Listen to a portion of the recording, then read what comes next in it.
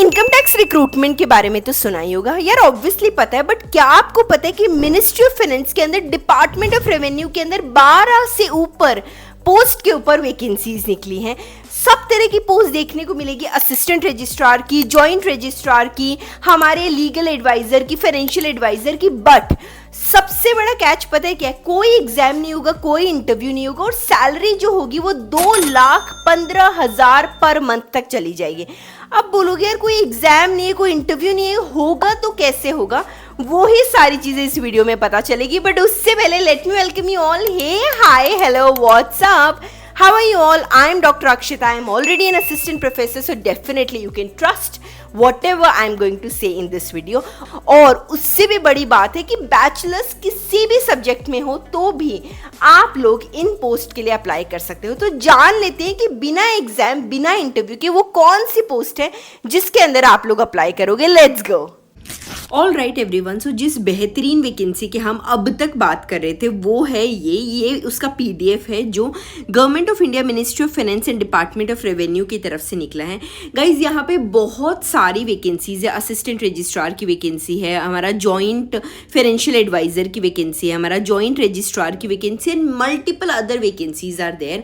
And सबसे बड़ा catch पता है क्या है? Only graduation is required. जब ग्रेजुएशन मांग रहे हैं उसके अलावा और क्या क्या चाहिए कि भाई कहाँ पे एग्जाम हो रहा है या फिर बिना एग्जाम हो रहा है। और कुछ कुछ एग्जाम्स तो ऐसे हैं where there is no exam, trust me, where there is no exam. पर बिना एग्जाम के, बिना इंटरव्यू के होगा कैसे, ये नहीं समझ में आ रहा। यही समझाने के लिए इस वीडियो में हम सारी बात करेंगे। ये पीडीएफ आपको कहाँ मिलेगा, इसके लिए एक तो कमेंट कर देना कमेंट सेक्शन में पीडीएफ लिख के, कमेंट फॉर पीडीएफ, या फिर हमारा जो टेलीग्राम चैनल है आप वहाँ पे हमारे साथ जुड़ सकते हैं। आप जैसे बहुत सारे एस्पिरेंट्स हैं जो वहाँ पे हमारे साथ जुड़े हुए हैं and definitely we will work out कि हम कैसे कैसे सारी चीज़ें करेंगे। ठीक है गाइज, ये 14 अगस्त को आया था 2025 के अंदर। अब हम बात कर लेते हैं कि वो वैकेंसीज जो हैं वो कौन कौन सी हैं। ठीक है, ये सारी चीज़ें इतनी इंपॉर्टेंट नहीं है। सबसे पहली वैकेंसी आती है गाइज फाइनेंशियल एडवाइज़र की, जो मैंने मेंशन कर रखा है हमारे थंबनेल में भी कि जो सैलरी होगी वो 2 लाख से ऊपर चली जाएगी, 2,15,900 रुपीज़। ये आपकी पर मंथ सैलरी जाएगी क्योंकि यहाँ पे लेवल 13 है। मेथड ऑफ अपॉइंटमेंट क्या होगा? यहाँ पे डेप्यूटेशन होगा, मतलब कोई एग्जाम नहीं होगा। इसमें क्या एलिजिबिलिटी दे रखी है डेप्यूटेशन के अंदर वो भी देख लो, क्योंकि बहुत सारे लोग हैं जो ऑलरेडी सर्विसेज के अंदर है पर उनको ये नहीं पता कि हम कैसे प्रमोशन लें या फिर कैसे आगे अपग्रेड करें। तो ये जो डेप्यूटेशन बेस्ड सर्विस है इसके अंदर क्या क्या एलिजिबिलिटी होगी? जो ऑफिसर्स होते हैं अंडर द सेंट्रल गवर्नमेंट और द स्टेट गवर्नमेंट और द यूटी एडमिनिस्ट्रेशन और द ट्रिब्यूनल्स। ठीक है, पहली बात आती है holding analogous post on the regular basis in the parent cadre. ठीक है, दूसरा आता है 5 साल का एक्सपीरियंस सर्विस के अंदर आप हो। तीसरा क्या आता है 10 साल का experience, 10 years of the service in the graded rendered after the appointment. ठीक है, जो लेवल 11 के बाद है। ठीक है, अगर क्वालिफिकेशन की बात करते हैं तो इन्होंने क्या मांगा है? इन्होंने सिंपल बैचलर्स डिग्री मांगी है फ्रॉम द रिकॉग्नाइज्ड यूनिवर्सिटी और द इंस्टीट्यूशन, और 7 साल का एक्सपीरियंस मांगा है किसके अंदर? ऑडिट के अंदर, अकाउंट्स के अंदर, मैनेजमेंट के अंदर, फाइनेंस के अंदर एंड बजटिंग के अंदर। अब आप थोड़ा सा कंफ्यूज यहाँ पे इस बात के लिए हो सकते हो कि हम ऊपर वाली माने या नीचे वाली माने। गाइज यहाँ पे एसेंशियल वर्ड दिख रहा है ना आपको? एसेंशियल मतलब जिसकी ज़रूरत है। अगर आप नहीं भी हो ऑलरेडी सर्विस में, but if you already have 7 years of experience in audit में, अकाउंट में, मैनेजमेंट में, फाइनेंस में, बजटिंग में, वो कहीं पे भी हो सकता है। प्राइवेट जॉब में भी हो सकता है, गवर्नमेंट में भी हो सकता है, या फिर आपने खुद का सेटअप कर रखा हो, या फिर आपके पास बैचलर्स डिग्री हो। So you can definitely go with the first post, that is financial advisor. ऐसी गाइज बहुत सारी पोस्ट हैं। लास्ट में आपको बताऊंगी कि कौन सी पोस्ट के लिए एग्जाम है, कौन सी पोस्ट के लिए डायरेक्ट हो रहा है, कौन सी के लिए इंटरव्यू है। सो वीडियो में बने रहिए। बट पता है क्या सबसे बड़ी प्रॉब्लम क्या आ जाती है? जो बच्चे मुझे बोलते हैं कि मैम जब हम गवर्नमेंट जॉब की बात करते हैं ना, तो government job means a lot of competition, that I completely understand. But competition से बच के ऐसा कौन सा तरीका है जिससे हमें जॉब भी मिल जाए अच्छी तरीके से और कंपटीशन भी ना हो पर सैलरी भी बहुत अच्छी मिल सके? बट उसके लिए आपको बने रहना होगा। वीडियो में अब तक बने हो मतलब वीडियो पसंद आ रही तो लाइक करना तो भूल ही नहीं सकते। आप जल्दी से लाइक कर दो, चैनल को सब्सक्राइब कर दो और वीडियो को शेयर कर दो उन सब लोगों के साथ। सरप्राइज बताऊंगी, इसी के बाद बता दूंगी। ठीक है, नेक्स्ट पोस्ट आती है जॉइंट रजिस्ट्रार की, लेवल 12 की है, जहाँ पे आपकी जो जॉब का आपका जो पैकेज है वो 2 लाख से ऊपर चला जाएगा। यहाँ पे इन्होंने क्या क्या बोला है, जो officers under the central government या फिर स्टेट गवर्नमेंट या फिर यूटी के अंदर या फिर ट्रिब्यूनल के अंदर वो अप्लाई कर सकते हैं। दूसरा इन्होंने क्या बोला है, bachelors degree from the recognised university या फिर 6 साल का एक्सपीरियंस इन द एडमिनिस्ट्रेशन और the establishment of the court matters के अंदर। पर इन्होंने क्या बोला है डिजायरेबल के अंदर, कि अगर लॉ उसके अंदर मिल जाता तो थोड़ी और प्रायोरिटी मिलेगी, बट अगर लॉ नहीं है तो भी सिर्फ और सिर्फ बैचलर्स डिग्री के साथ, किसी भी स्ट्रीम में बैचलर्स डिग्री के साथ आप इसके अंदर अप्लाई कर सकते हो। कौन सी ऐसी चीज़ है जिससे आप गवर्नमेंट जॉब के हसल से हट के प्राइवेट जॉब में भी बहुत अच्छा पैसा कमा सकते हैं। एंड ट्रस्ट मी गाइज, नाम सुन के लगेगा कि साइंस की फील्ड का ही कुछ होगा, बट ऐसा कुछ भी नहीं है। अगर आप साइंस की फील्ड के नहीं भी हो तो भी ये जो प्रॉपर कोर्स है इसके अंदर आप एनरोल कर सकते हो और इसके साथ अपना करियर डेफिनेटली आप शार्पन कर सकते हो। तो let's talk about that.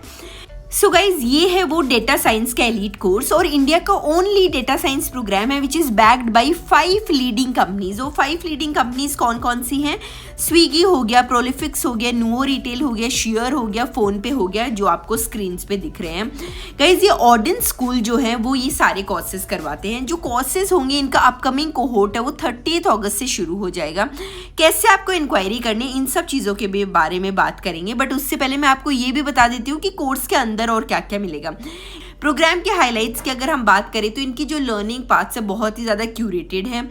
You can attend the live doubt clearing sessions also. You can live learn. You can get the mentorship. You can practice with the mock interviews. Work on the projects all the way.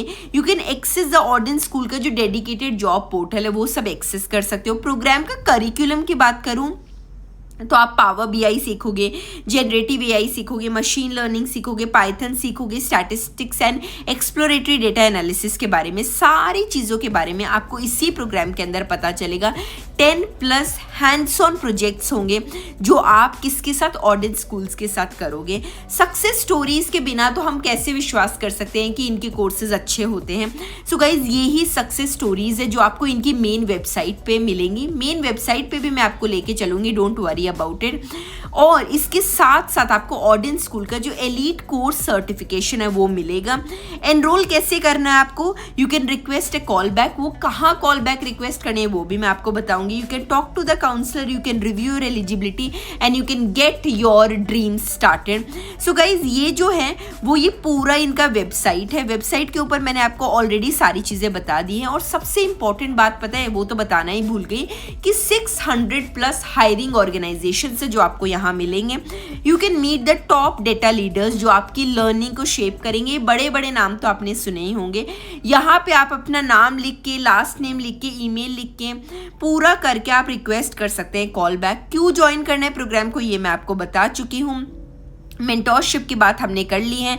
Guys, ये success stories है, जैसे आप click करोगे इनकी success stories आपको पता चल जाएंगे।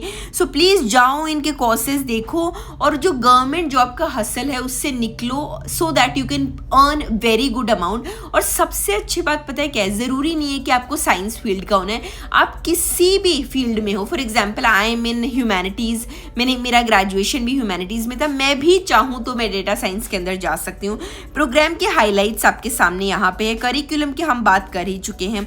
इससे भी और अच्छी बात जो मैं आपको बता रही थी वो गाइज ये है कि 600+ हायरिंग ऑर्गेनाइजेशन है जो आपको यहाँ मिलेंगे। सो बिना टाइम वेस्ट किए जाओ ऑर्डिनेंस स्कूल की वेबसाइट पे, लिंक मैं आपको कमेंट सेक्शन में प्रोवाइड कर दूंगी, डिस्क्रिप्शन में भी मिल जाएगा। Please check their website and make your dreams come true. अब बात कर लेते हैं जहाँ पे हमने स्टोरी छोड़ी थी वहाँ पे। लेती हूँ, ये आ गई है हमारी गवर्नमेंट जॉब दोबारा से। गाइज, हमने 2 कवर कर लिया। अब नेक्स्ट आती है हमारी डेप्यूटी रजिस्ट्रार की, ये आती है लेवल 11 के ऊपर, ठीक है। यहाँ पे भी इन्होंने क्या बोला है, यहाँ पे इन्होंने बोला है bachelors degree in the law from the recognised university और 1 साल का अगर आपके पास experience in the custom, central excise और सर्विस टैक्स और इन सब के अंदर। उसके बाद आती है हमारी प्रिंसिपल प्राइवेट सेक्रेटरी की, ठीक है, लेवल 11 है। यहाँ पे क्या आ जाता है कि 2 लाख के ऊपर यहाँ पे भी आपकी जो पे स्केल है वो चला जाएगा, ठीक है। ये सारी पोस्ट है जो मैं आपको बता रही हूँ। असिस्टेंट रजिस्ट्रार की पोस्ट है, सीनियर प्राइवेट सेक्रेटरी की पोस्ट है यहाँ पे, अकाउंट्स ऑफिसर की पोस्ट है यहाँ पे, ठीक है।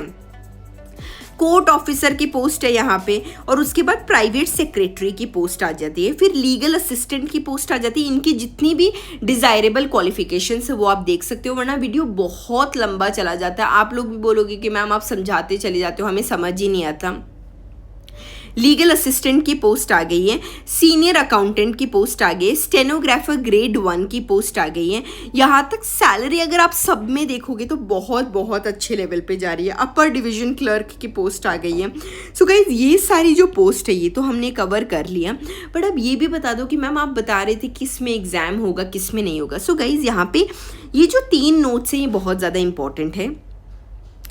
पोस्ट के लिए इन्होंने क्या बोला, नंबर 2, 3, 4, 5, 6, 7, 8, 9, 10, 11, 12, 13, इनके लिए the period of deputation including the period of deputation in another x cadre post held immediately preceding this appointment in the same और द सम अदर ऑर्गेनाइजेशन। मतलब अगर आप किसी और ऑर्गेनाइजेशन में भी हो, अगर आपके पास वो एक्सपीरियंस है तो आप डेफिनेटली अप्लाई कर सकते हो। ठीक है, इन्होंने क्या बोला है हमारा कि जो पीरियड ऑफ डेप्यूटेशन है ना, it may be curtailed depending upon the performance. मान लो अगर आपकी परफॉर्मेंस, ऐसा कुछ होता नहीं है कि परफॉर्मेंस के बेसिस, सबकी परफॉर्मेंस अच्छी ही होती है तो कुछ भी कर्टेल नहीं होता है। नेक्स्ट आ जाती है हमारी पोस्ट नंबर 1 और पोस्ट नंबर 14। इन्होंने क्या बोला है यहाँ पे, इन्होंने बोला है कि जो सेंट्रल गवर्नमेंट के अंदर ना आपका 5 साल से एक्सीड नहीं करना चाहिए, और यहाँ पे बोला था कि 3 साल से ऊपर एक्सीड नहीं करना चाहिए। और जो बची हुई पोस्ट है 6, 9, 12, 13, 14, तो गाइज यहाँ पे कोई एग्जाम नहीं होगा। बैचलर्स के बेसिस पे अगर आप ऑलरेडी सर्विस में हो, आपके पास ये एक्सपीरियंस है, बहुत सारी जो पोस्ट है, जब आप पढ़ोगे पूरे PDF को तब आपको पता चलेगा कि बिना एग्जाम के आपको सिर्फ और सिर्फ अपने डॉक्यूमेंट्स वहाँ जमा करवाने, उनका वेरिफिकेशन होगा, आपकी पोस्ट के बारे में वो पूरा पता करेंगे, and then definitely you can go with it. ठीक है, अब इन्होंने क्या बोला है कि जो पोस्ट नंबर 1 है एंड 14 है, मैक्सिमम एज लिमिट जो होती है it should not exceed 58 years. ठीक है, क्लोजिंग डेट के ऊपर। और इन्होंने क्या बोला है कि purpose of appointment on the deputation basis, जो पोस्ट 14 के लिए है, एक बार देख लेना कि कौन सी, वहाँ पे 7th सेंट्रल पे कमीशन रिकमेंडेशन जो है वो एक्सटेंड कर दिया गया है, जो आपको मिल जाएगा। ठीक है, अब आता है गाइज ये application for the vacant post in the GSAT। ठीक है, STAT, यहाँ पे आप अपना फोटो लगाओगे, किसके लिए अप्लाई कर रहे हो वो डालोगे, लोकेशन जो है वो डालोगे, name, address, email ID, contact number, date of birth, सारी education qualification, current designation, current pay matrix, और ये सारी चीज़ें आप यहाँ पे डालोगे। ठीक है, ये जो पूरा फॉर्म है, आपको ये पूरा फॉर्म गाइज भरना है, जितनी भी फील्ड्स आपको पूरी भरनी है। फिर यहाँ पे क्या है, सर्टिफिकेट है, जो भी जिस भी डिपार्टमेंट में आप हो तो वहाँ से आपको वो NOC काइंड ऑफ सर्टिफिकेट मिल जाएगा, वहाँ पे आपकी सील लग जाएगी, and then you can apply for this like this. ठीक है, ये इन्होंने पूरा दे रखा है कि कहाँ कहाँ लोकेशंस है, कहाँ कहाँ जो आपकी पोस्टिंग होगी वो आएगी। ठीक है, सो गाइज ये पूरा वीडियो है जिसके अंदर आप वेरियस वैकेंसीज के लिए अप्लाई कर सकते हैं। ये गोल्डन चांसेस बार बार नहीं आते हैं, so please apply for this. इससे रिलेटेड जो भी और इन्फॉर्मेशन नए पोर्टल पे आएगी वो भी मैं आपको बताती रहूँगी, but do watch this video. अब तक ऑब्वियसली वीडियो में बने हो, मतलब वीडियो में कोई तो बात है, तो वीडियो जाने से पहले लाइक कर देना, शेयर कर देना और सब्सक्राइब चैनल को ज़रूर कर देना। मिलते हैं अगले वीडियो में, till then bye, take care and have a wonderful day.